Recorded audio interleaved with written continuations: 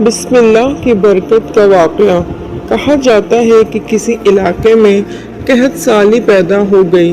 اس قحط سالی کی لپیٹ میں نہ صرف انسان بلکہ چرند و پرند سب اس کا شکار ہو گئے۔ مویشی مالکان بے حد پریشان تھے۔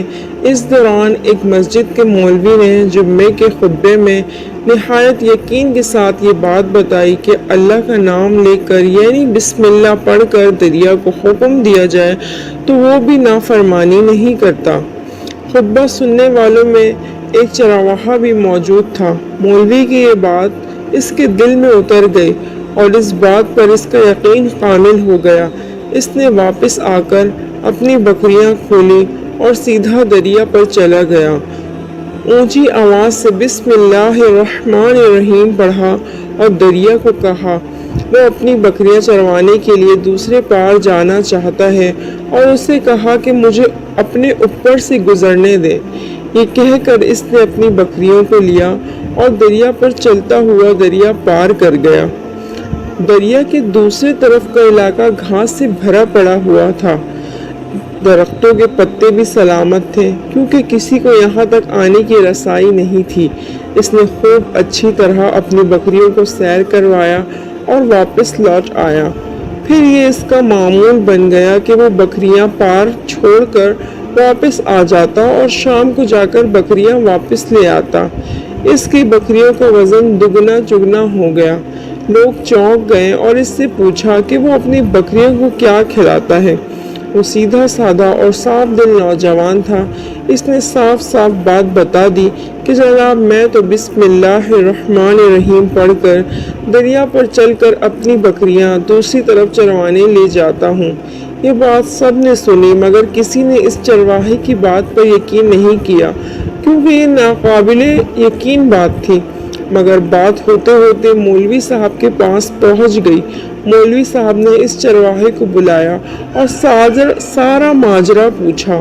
اس چرواہے نے مولوی صاحب کو ہی حوالہ بنا لیا کہ مولوی صاحب میں تو آپ کا شکریہ ادا کرنے والا تھا۔ آپ نے جمعے کے خطبے میں جو نسخہ بتایا تھا کہ بسم اللہ کہہ کر دریا کو بھی حکم دو تو وہ بھی انکار نہیں کرتا، تو میں تو بس آپ کے نسخے پر ہی عمل کر رہا ہوں۔ مولوی صاحب حیرت سے اس کے چہرے کو دیکھتے رہے۔ مولوی صاحب نے کہا بھائی صاحب ایسی باتیں تو ہم ہر جمعے کرتے ہیں، فقط ان کا مقصد لوگوں کا ایمان بنانا ہوتا ہے۔ مگر بکریوں والا ڈٹا رہا کہ میں تو بس بسم اللہ کہہ کر پانی پر چلتا ہوں اور بکریوں سمیت پانی پر چلا جاتا ہوں۔ آخر کار مولوی صاحب نے صبح خود ہی تجربہ کرنے کی ٹھانی، جسے دیکھنے چرواہے سمیت پورا علاقہ بھی آ گیا۔ مجمع زیادہ تھا۔ مولوی صاحب نے ایک دو بار سوچا کہ انکار کر دوں کہ کہیں ڈوب نہ جاؤں، مگر وہ جو مولوی صاحب کو کندھے پر اٹھا کر لائے تھے اب بھی جوش و خروش سے اللہ اکبر کے نعرے لگا رہے تھے اور مولوی صاحب کے حق میں تعریفیں کر رہے تھے۔ آخر کار مولوی صاحب نے اپنے ڈر کو دور کرنے کے لیے ایک رسہ منگوایا۔ پہلے اسے ایک درخت کے ساتھ باندھا، پھر اپنی کمر کے ساتھ باندھا، پھر ڈرتے ڈرتے ڈھیلا ڈھالا بسم اللہ پڑھا اور دریا پر چلنا شروع ہو گئے۔ مگر پہلا پاؤں ہی رکھا تھا کہ پانی میں گر گئے۔ مولوی صاحب ڈبکیاں کھانے لگے اور پانی کے بہاؤ میں بہنا شروع ہو گئے۔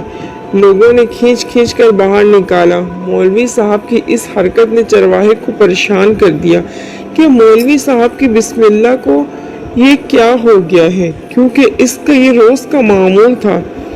اس کے اپنے یقین میں کوئی فرق نہ آیا۔ اس نے بسم اللہ کہہ کر بکریوں کو پانی کی طرف اشارہ کیا اور خود ان کے پیچھے چلتا ہوا پار چھوڑ کر واپس آ گیا۔